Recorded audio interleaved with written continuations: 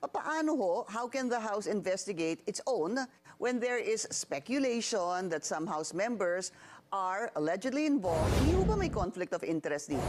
Kaya nyo bang ipatawag ang kapwa congressman nyo dito? Kaya nyo bang magtanong ng mga kailangan tanungin sa mga kapwa congressman nyo dito? Medyo malabo lang po yung dati. Kaya ba naming, what do you mean, ma'am, again? Si Congressman Panaligan po, ipapatawag ninyo. Again, ma'am?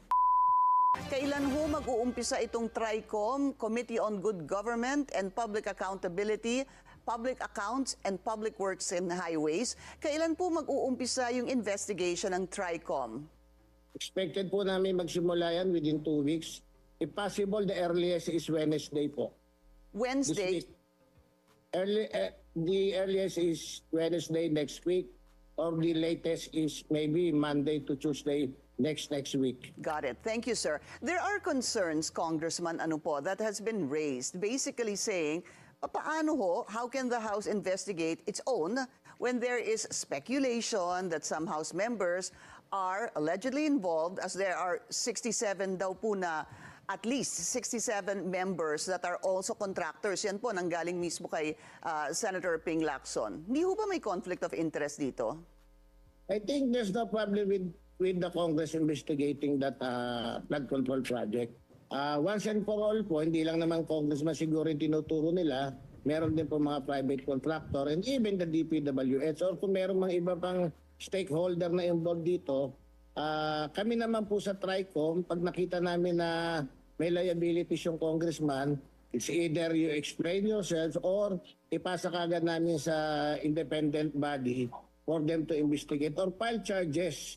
Ano po namin, ipasa po namin sa ombudsman of the proper authority. Kung natatandaan nyo po, during the last SONA, meron kaming congressman nga na nanonood lang ng isabong. Yung leadership, binigyan kagad siya, kinastigo kagad siya, tinagalan siya kagad ng committee. So I still believe na ang Congress po ay hindi naman para mangonsinte sa ganyang mga pangyayari. You have to remember, ma'am, halos lahat ng tao nakatingin ngayon. At kung yan yung tatawagin natin parang lutong Macau, nakakayari po ang Congress niya. Kaya siguro po, hindi naman mangyayari yun sa TRICOM. Congressman, meron ho kayong mga binanggit na mga salita na tama ho ba, nakakadiri o nakakasuka yung pong naging korupsyon dito sa flood control projects? Just personally, sir, kayo ho ba ikinagulat nyo itong sinasabing hatian sa flood control projects, or you knew about it pero hindi nyo po alam na ganito kalaki? What is it, sir? Nagulat po ako. Tama rin yung term, nakakasuka, nakakadiri. At lalo na po yung na-discover ng Pangulo ng isang araw na merong ghost project. Yun po talaga ang, that is a mother of all scam. Sabi ko nga, it might be another na policy scandal. This is a mother of all scam. How will you siguro reply, Congressman, doon sa mga magtatanong na kaya nyo bang patawag yung sarili nyong mga congressman? Kaya bang? Kaya nyo bang ipatawag ang kapwa congressman nyo dito? Kaya nyo bang magtanong ng mga kailangan tanungin sa mga kapwa congressman nyo dito? Medyo malabo lang po yung dati. Kaya ba naming, what do you mean, ma'am, again? Kaya niyo ho ba, Congressman, sa mga nagtatanong, kaya ba ng TRICOM ipatawag ang kapwa congressman na sabihin po natin, posibleng involved or may questionable participation dito po sa mga flood control projects? At kaya niyo ho bang tanungin ang kailangang mga tanungin? Opo naman. In the first place, mas madali nga silang tawagin kasi ando na sila mismo sa Kongreso. At yung TRICOM po, I can assure you, ma'am, and even the public, na wala itong kikilingan at magiging fair po yung investigation. Tandaan po ninyo, yung Quadcom ng 19 Congress, yan din yung medyo accusation before. Pero what happened after the Quadcom, lahat naman ang dapat ipatawag, lahat naman ang dapat akusahan. At siguro naman, the result will speak for itself.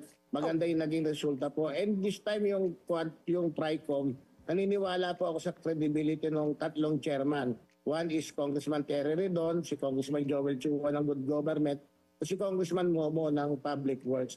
So I believe na tama lang na magsimula At kami naman, kung meron ng independent body na mag-iimbestiga, willing din po namin isubmit yung sarili namin. Kung meron masasabit sa mga Congress, isubmit yung sarili namin to an independent body para once and for all din, ma-clear or maparusahan na yung merong kinalaman dito sa nakakasulasok nga sabi nyo na flood control project. Si Congressman Panaligan po, ipapatawag ninyo. Again, ma'am? Si Congressman Panaligan po, ipapatawag niyo ho ba? Yes, definitely, ma'am. Dahil sa privilege speech po ni Senator Lacson, lumabas na yung pangalan niya. So, once and for all, patawag namin siya. Malaman natin kung meron siyang kaugnayan dito sa usapin na to. At kung wala naman, sabihin niya rin sa amin. Pero kung meron, ma'am, willing po kami mag-recommend ng karampatang charges para sa kanya. Hindi po kukonsintihin ng leadership ng Congress kung meron mang kasalanan ng isang kamiyembro namin or kulig namin. Congressman Valeriano, during Senator Ping Lacson's privilege speech, hindi man niya ibinigkas ang pangalan ni Congressman Panaligan, lumabas naman po doon sa kanyang PowerPoint presentation, di ho ba? Dahil sa pag-imbestiga ng team ni Senator Ping Lacson, lumabas yung tinatawag na supposed to be accomplishment report ni Congressman Panaligan. Hindi naman po niya ito dinenay, kausap ko din po siya kagabi. Kayo ho ba may ganito, yung tinatawag na accomplishment report, katulad po ni Congressman Panaligan, kung saan lumabas yung 3.8 billion sa Nauhan at 800 million po sa Baco? To be honest, mama, dito po sa Metro Manila, wala ho kami natatanggap na accomplishment. Ako I myself, I can speak for myself. Wala po kami natatanggap na accomplishment report. Nalalaman na lang po namin yan. First, ang procedure po na ginagawa ng DPWH dyan, pag pinresita yung NEP, ando na po yung kailangan mga flood control. Hindi po kami nagre-recommenda ng flood control dahil aminin ko na po sa inyo, hindi naman kami engineer or knowledgeable sa ganyan. It's only the DPWH na magpe-present po sa amin. Meron po silang master plan talaga. It might be a long-term master plan, kaya lang nagkakaroon ng problema po dahil hindi nga nila mapondohan ng isang pondohan lang, ng isang funding. So unti-unti po, kaya pagka nasisisi sa flood control, marami pa pong pagkukulang dito sa Metro Manila in regards to flood control project. Wala po kami natatanggap na kahit anong ganyan.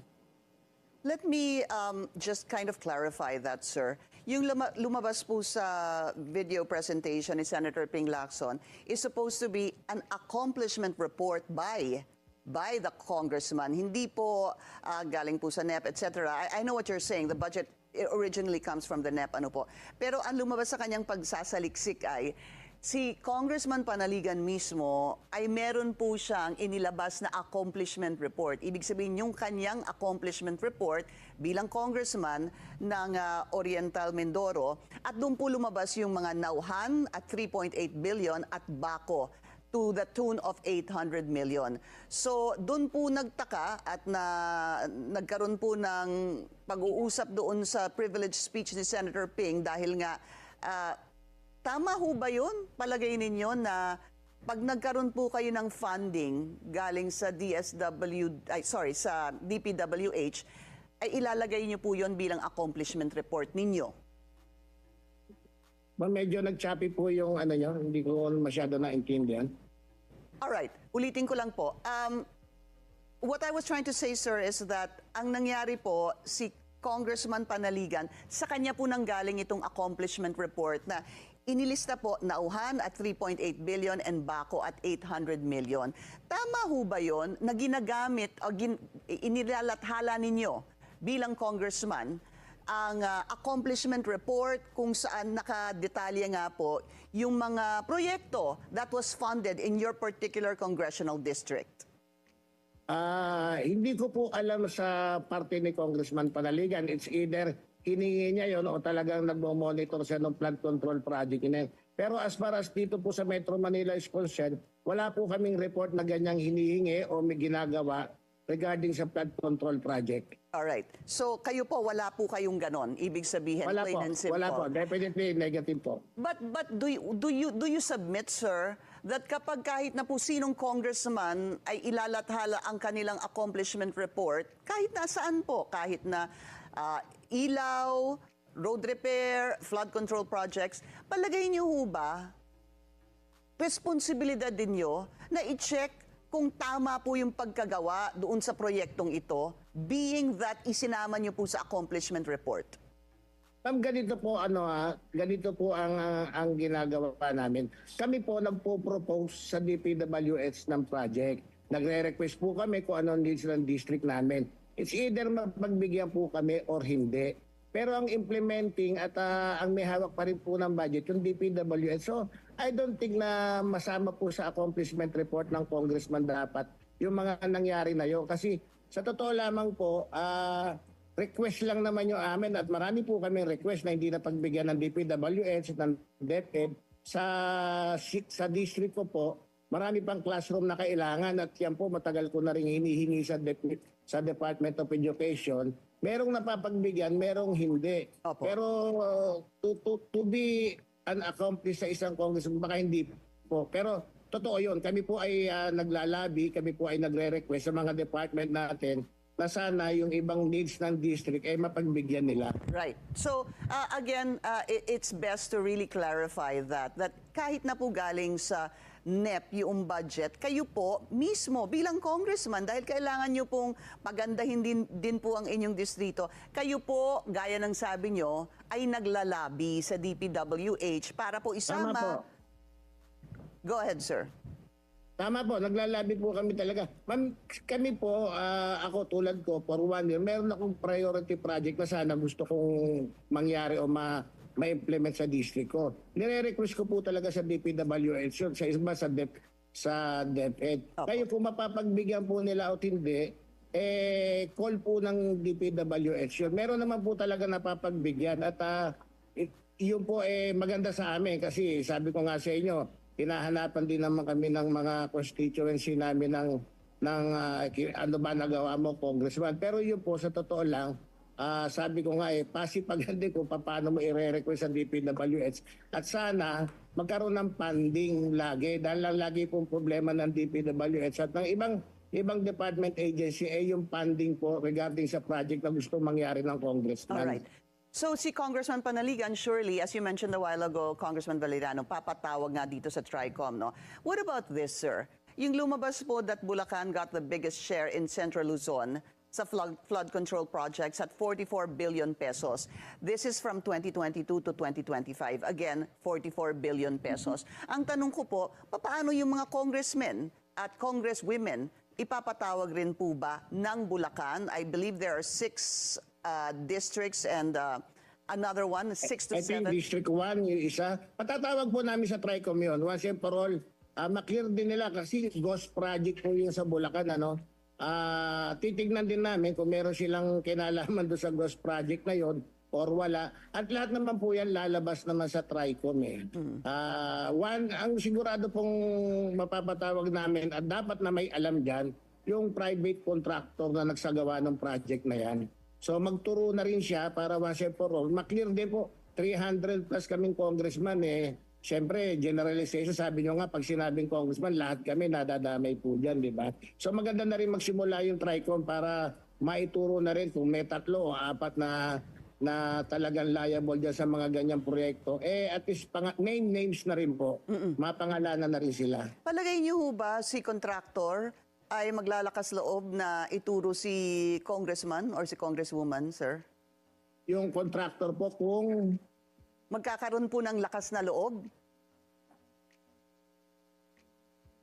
again, ma'am, Do you think, sir, that the contractor, sabi mo nga, ipatawag na si contractor at name names. Sa palagay niyo ho ba, kayang pangalanan ni contractor, magkakaroon po siya ng lakas na loob na pangalanan si legislator? ma'am, definitely, ma'am, yung contractor ng ghost project, blacklisted na po yan forever. So, if I were them, dapat magturo ka na kasi yung company mo tsaka yung pangalan mo talaga ang nasa at stake dito. So, dapat lang na magturo na siya dahil kumbaga hindi mo naman dapat i-shoulder mag-isa yan. Kung talagang ikaw lang ang may gawa niyan, malalaman naman din po natin. Pero I don't believe na mag-isa lang gagawin ng ano yan, ng private contractor po. All right, we'll continue our discussion after the break. We'll be back with Manila 2nd District Representative Rolando Valeriano. Stay tuned. This is On Point.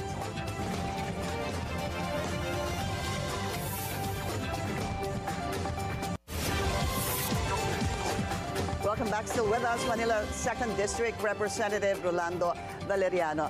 Congressman, so napag-usapan na po natin dalawa, no?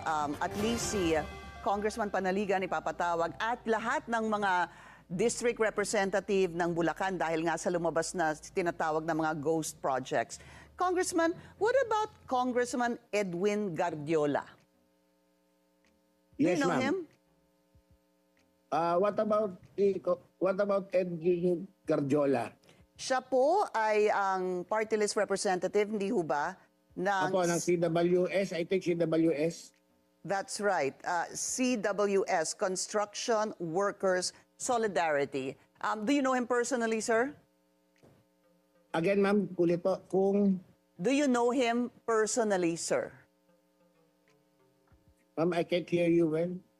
Kilala niyo ho ba siya? Yes, ma'am. Kilala ko siya personal. Personal, kilala niyo po. All right. Yes, ma'am. Meron po kasing lumalabas na mga report ngayon na ito pong si Congressman ay also obviously involved in the construction business. Okay. Okay. And then it appears, sir, that via reports that there are 2 construction firms owned by his family na nakakuha daw ng bilyon-bilyon na proyekto since 2013. I believe si Congressman Edwin Guardiola just won a term. It was his first time to be congressman noong 2022. Do you know about this, sir? First time siya noong 2022, pero ang di ko po alam kung nag-divest na siya or contractor siya up to now. Pero bago siya naging congressman, nung makilala ko siya ng 2022 pero alam ko na siya ay contractor before 2022. Is this dapat ho kaya para sa inyo ipatawag din si Congressman Edwin Guardiola dahil nga mula... Yes, ma'am, definitely. Ano na lang po ito, yung 15 private contractor na pinangalanan ni Presidente, baka nga kami po, hindi lang 15, baka umabot na sa 20 yan. Patatawag po namin lahat yun, yung owner nun. Once and for all, malaman din po namin kung merong kamay ang congressman doon sa mga contractor na yun. Especially po yung 15. Opo. Si Congressman Zaldico.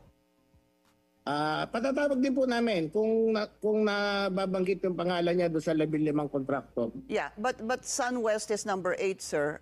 Doon po sa ipinakita ni Pangulo, hindi ho ba?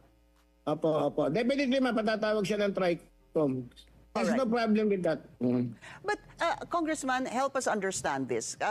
Papaano ho kaya maituturo ang kinalaman or culpability ng isang politiko na lang dito po sa palpak o kaya ghost projects? I mean, how does one actually point an accusing finger and prove, sir, that a politician is involved? Ma'am, ganito po yung gusto namin mangyari sa TRICOM. Once and for all po, masettle din namin yan kung merong involved na congressman. At sinabi naman po, narinig ko yung interview ni Congressman Terry Redon, kapag may involvement kagad ng congressman, ipapasa po namin kagad yan sa investigating body or magre-recommend po kagad kami ng filing of charges. No ifs and buts po dyan. Yan po ang pwede niyong masiguro dito sa TRICOM namin. Kasi ma'am, kung hindi naman din po namin sisimulan, tumatagal po up to now, ang Senate po nagsimula na ng investigation nila. Definitely, hindi ko po alam kung meron ding mga senador na contractor or may involvement din sa contractor. Ganun din po naman sa Kongreso. Gusto rin naming malinawan yan para malinis din naman po. Kasi nga sabi ko kanina, 300 plus kaming congressman. Kung merong mangilan-ngilan dyan na congressman na may involvement dyan sa anomaly niya, lalo na sa flood control project, mapangalanan po nang sa gano'n naman yung 300 plus na congressman, malinis din naman yung pangalan nila na walang kaalam-alam. Parang gano'n din po yung sinasabi ni Congressman Richard Gomez, hindi ho ba, na ang lumalabas? Tama po. Opo. Ang lumalabas Once and for all po, kasi tulad po ng Metro Manila, I can only speak for Metro Manila Congressman. Naniniwala po ako na walang kontraktor sa amin sa mga congressman namin. Siyempre, lahat po kami, pag sinabi niyong congressman, so sali kami ron. Kahit Opo. paano, kung wala naman kami kinalaman at hindi kami mapangalanan doon, lumalabas din po kami sa district namin at lumalabas din po kami, may pamilya rin po kami na at least matanggal yung responsibility namin pagdating dyan sa mga project na yan. Dahil sabi ko nga, hindi lang gamit at hindi lang gamit at bagay na wala rito, pati buhay na wala rito sa flood control na to. Two things, sir, no? Papatawag niyo ho ba si Mayor Benji Magalong? Pwede, ma'am. Nasabi na rin po namin yan kung meron siyang ebidensya at sinasabi naman niya meron siyang ebidensya, patatawag po namin siya para malinawan din po kami. Okay. And the other one is, I know, sir, there is parliamentary courtesy, ano po. But Senator Ping Lacson, after his privileged speech, and of course, after he said earlier that there are supposed to be at least, from his source, 67 congressmen or women involved as or are also contractors. Maaari ho ba sa palagay nyo, would it be a good idea? And again, I know there is such a thing as parliamentary courtesy. Ipapatawag ho kaya si Senator Ping? Kasi sabi nyo nga, name names.